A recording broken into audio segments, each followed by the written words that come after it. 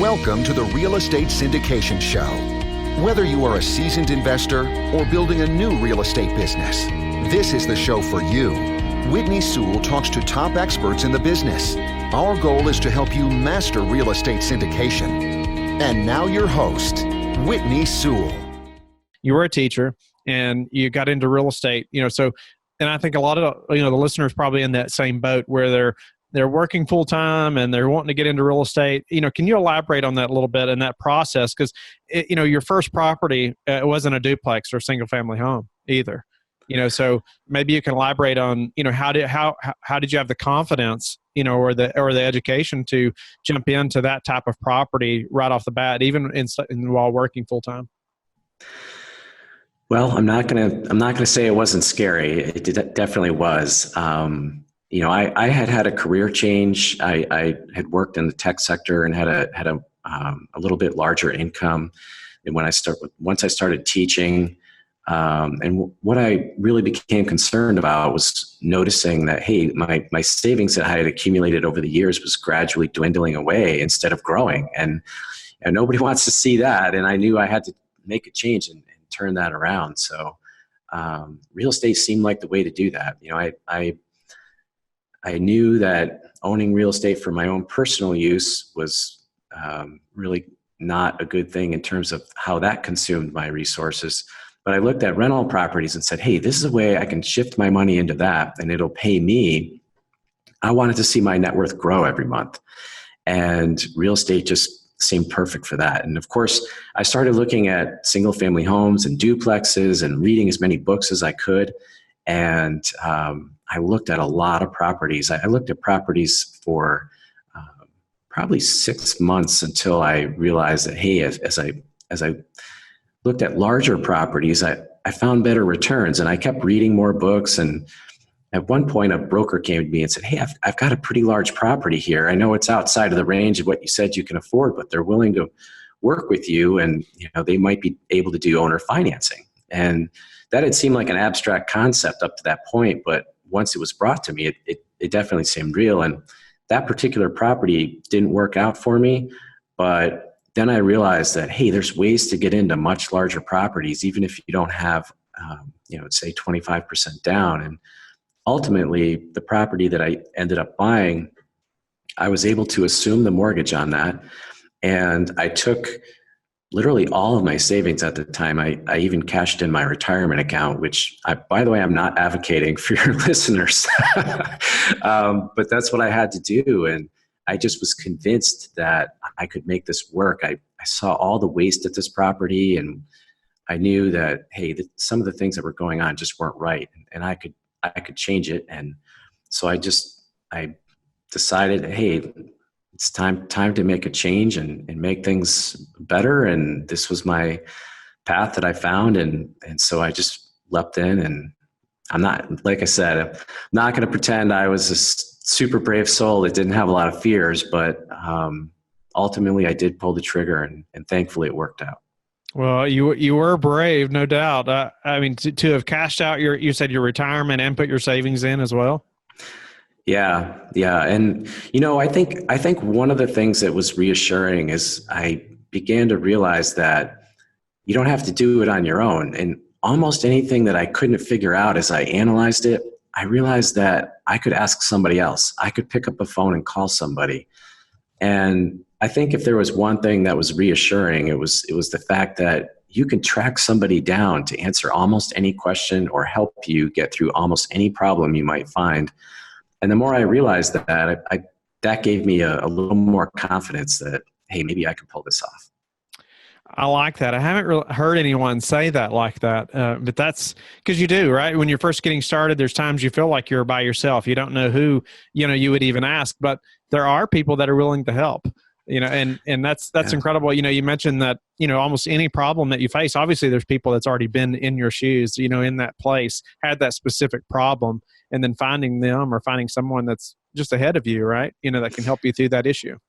Absolutely. I think in my book, I had equated the boiler and utility room at this property to a spaceship when I walked in, and it might as well have been. There were controls everywhere and dials and knobs and levers, and I had no idea what I was looking at. But again, I could pick up the phone and call somebody who specialized in that, and they could come in and immediately explain things to me and fix any type of problem. And by the time I had the property for a few weeks, I was able to actually turn a boiler on and off. And even though when I first walked in, I didn't even know what that thing was. Now you can fly to the moon in that spaceship, right? Probably. Yeah.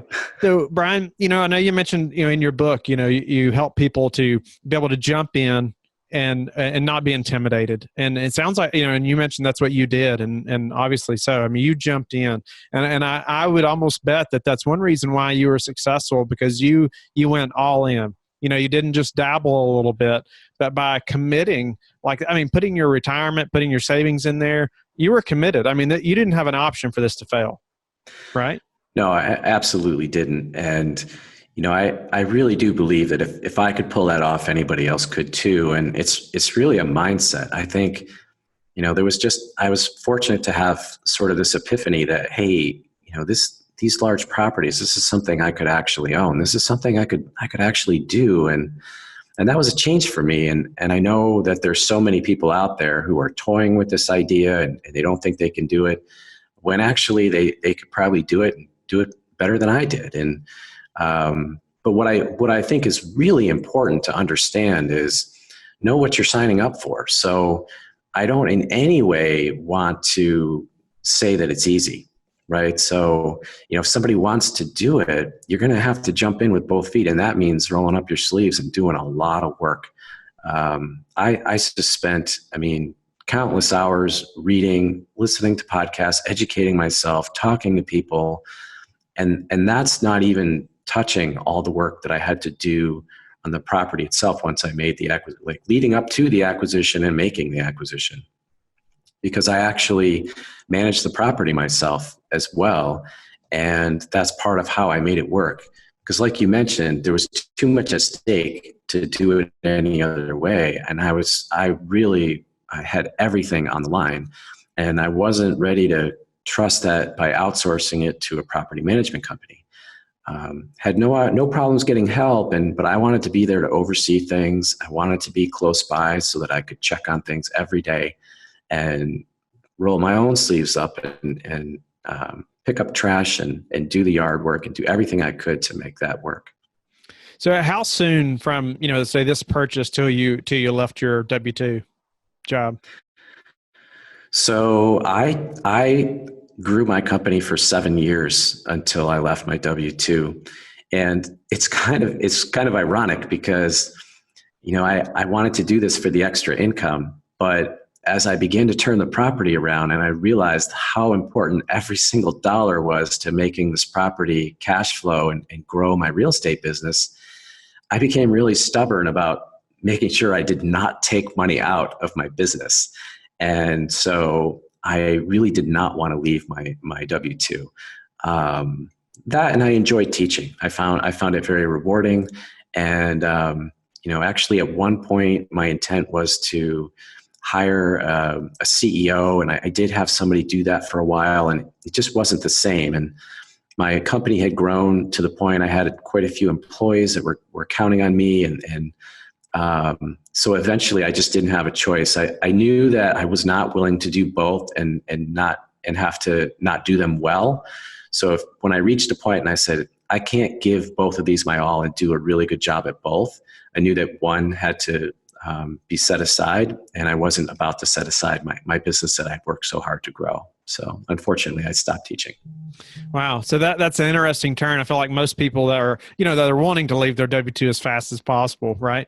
But in your case, it was a necessity, like you've seen, okay, to keep this business going the best that it can. And for you to be in it like you have to be to make it happen, you had to leave the W-2. You had to make a choice.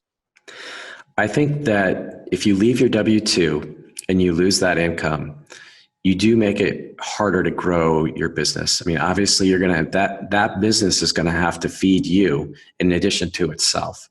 And so in my opinion, if you're really serious about growing your real estate business as large as you can, you want to hang on to that other source of income for as long as you can, so you don't have to siphon money off of your business. So, Brian, talk to the listener who's on the fence right now from jumping in. Maybe they feel intimidated.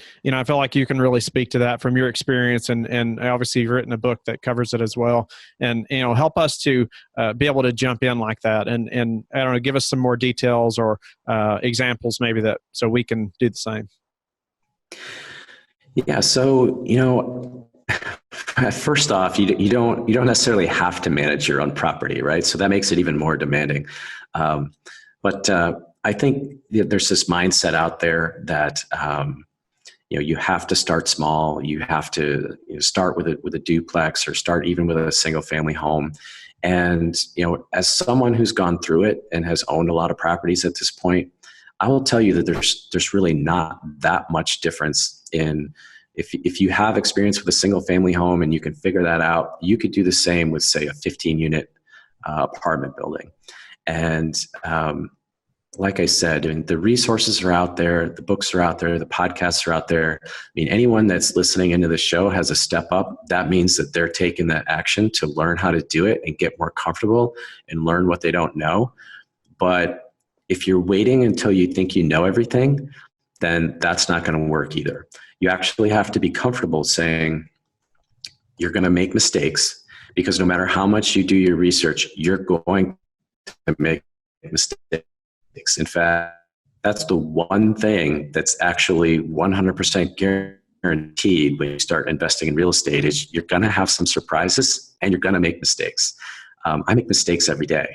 So part of it would be just accepting that up front and say, I know I'm going to make mistakes. I know I'm going to have setbacks. I know something's going to happen I didn't anticipate, but hey, I'll get through it. I have confidence that I can work my way through it, or I can bring somebody else on board or consult with somebody who has been through it, and they can help me to avoid as many of those mistakes as possible and work through them when they happen. Now, Duamel, give us a little more about maybe your background, how you got into real estate, and why this syndication business now is something you're pursuing. I'm originally from Puerto Rico. We immigrated here. I was in elementary school still, and just went through standard middle class. You have to get a college degree in order to improve and get out of your neighborhoods, and just keep increasing. So I did electrical engineering. That's my background.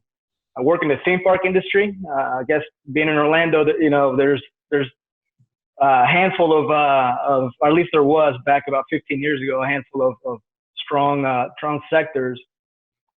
And so I build attractions, man. So it's a fun project, or fun career. Around 2005, 2006, my wife and I started flipping houses. And the plan was to acquire enough capital to get passive income, to get rental properties to get passive income.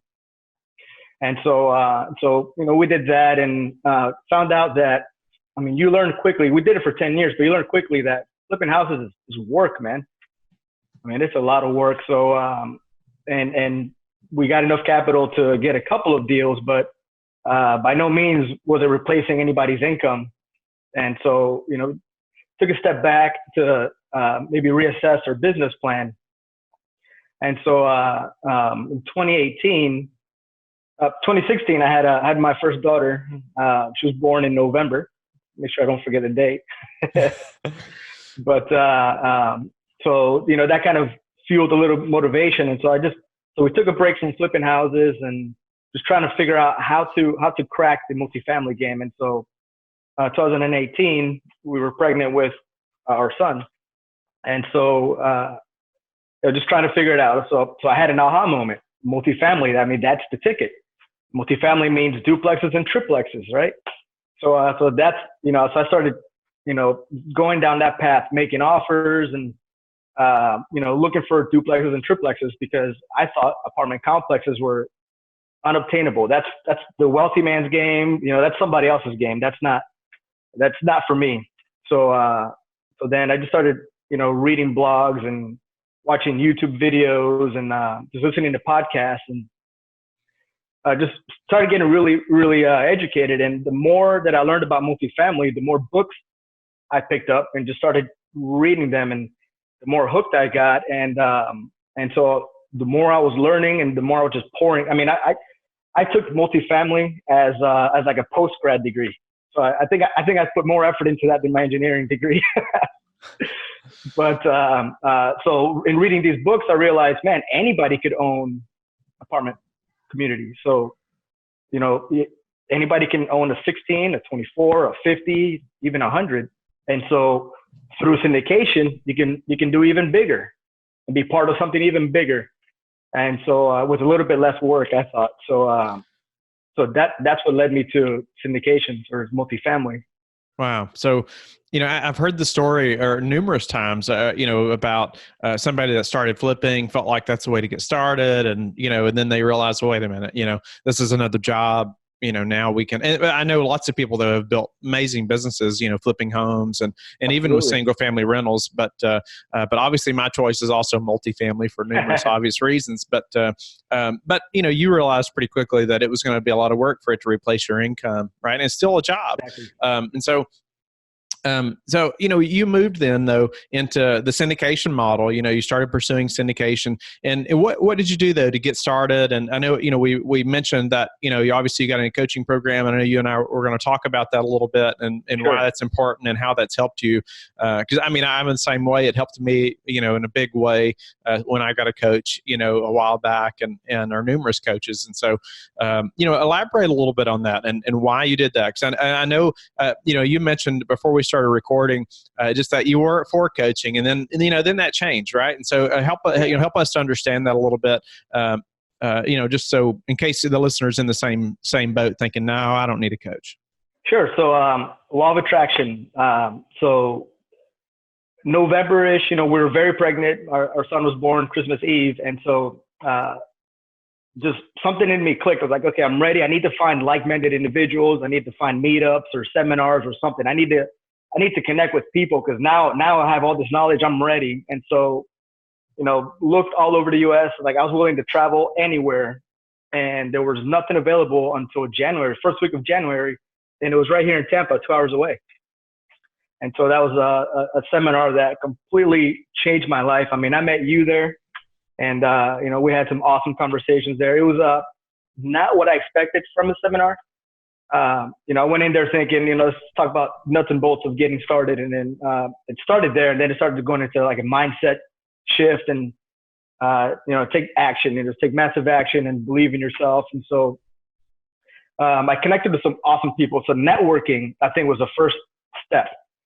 So at that event, just getting out of my comfort zone, I'm a little bit shy. I don't know if you can tell or not, but a lot of people will disagree with that statement, but networking is so important. I can't stress that enough as well. And obviously, you mentioned you and I met at that event and talked numerous times. And if you're not networking, if you're not meeting people, in the industry, you're not going to be pushed to grow. You're not going to be pushed to do bigger things or see what other people are doing. And it's just this. It's an amazing thing that starts to happen when you start meeting more people in the business that are motivated like yourself and that are taking action. Absolutely. And so I can say that from that seminar, just 3 days, I connected with so many people that I call mentors, like yourself. I mean, you mentioned you and I spoken several times, just giving me some awesome advice, and you've interviewed some of the guys that I called mentors myself. And so just getting out there and just connecting, it was incredible to meet with people that had 15,000 units, and also connecting with people that hadn't even started yet, like me. And so it was just like everybody it's funny because we have this perception that, man, I can't talk to that guy. That guy's, he's way up there. And it's like, no, he's just another human and willing, wanting to share and teach. And so you mentioned the coaching program. I, sometime in 2018, watching a YouTube video, saw Vinny Chopra, and one of his videos, he mentioned at the end, text his number if you want to learn more about syndication. So I texted that thing, but I have no idea when it was. I just completely forgot about it.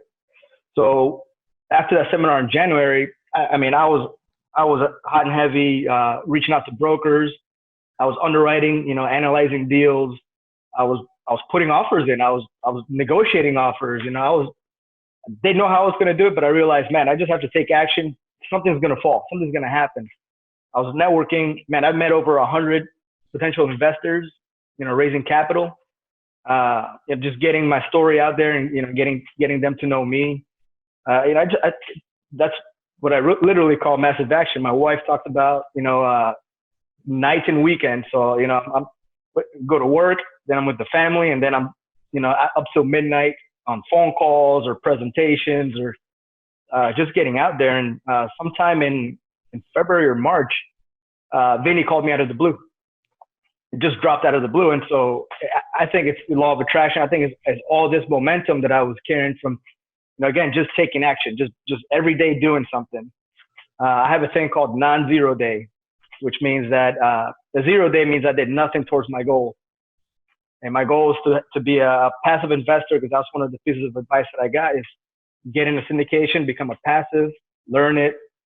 And so, yes, I had non-zero days, man, no rest. Then he called me out of the blue and wanted to get to know me a little bit, talked about my goals and said, man, you fit the mold of what I'm looking for in a student. Would you allow me to mentor you? And I'm thinking, man, coaches, they're all scams. The coaching programs don't work. It's not for me.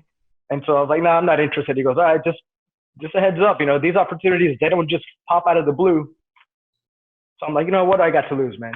So I did it and completely changed my perception. So started getting into that mastermind program, started meeting like-minded people and being able to share your story and learn faster. I think it started accelerating my learning curve. I was presenting deals that I was underwriting, and now I'm getting in critiqued. And hey, I had this conversation with a broker. I had this conversation with an investor. These are the questions that came up. How do I answer those? So I think I was joking earlier about, the story of the Grinch, which his heart grew 3 times. I think my brain grew 3 times during just because of the coaching and mentoring. We hope that you have enjoyed the highlight show today. You can always listen to the full episodes that were featured today by clicking the links in the description box. Let us know in the comments what you thought of this episode, or you can go to lifebridgecapital.com/podcasts and click the feedback button. Let us know how we can add more value to you. Thank you, and talk to you tomorrow. Thank you for listening to the Real Estate Syndication Show, brought to you by LifeBridge Capital. LifeBridge Capital works with investors nationwide to invest in real estate, while also donating 50% of its profits to assist parents who are committing to adoption. LifeBridge Capital, making a difference, one investor and one child at a time. Connect online at www.lifebridgecapital.com for free material and videos to further your success.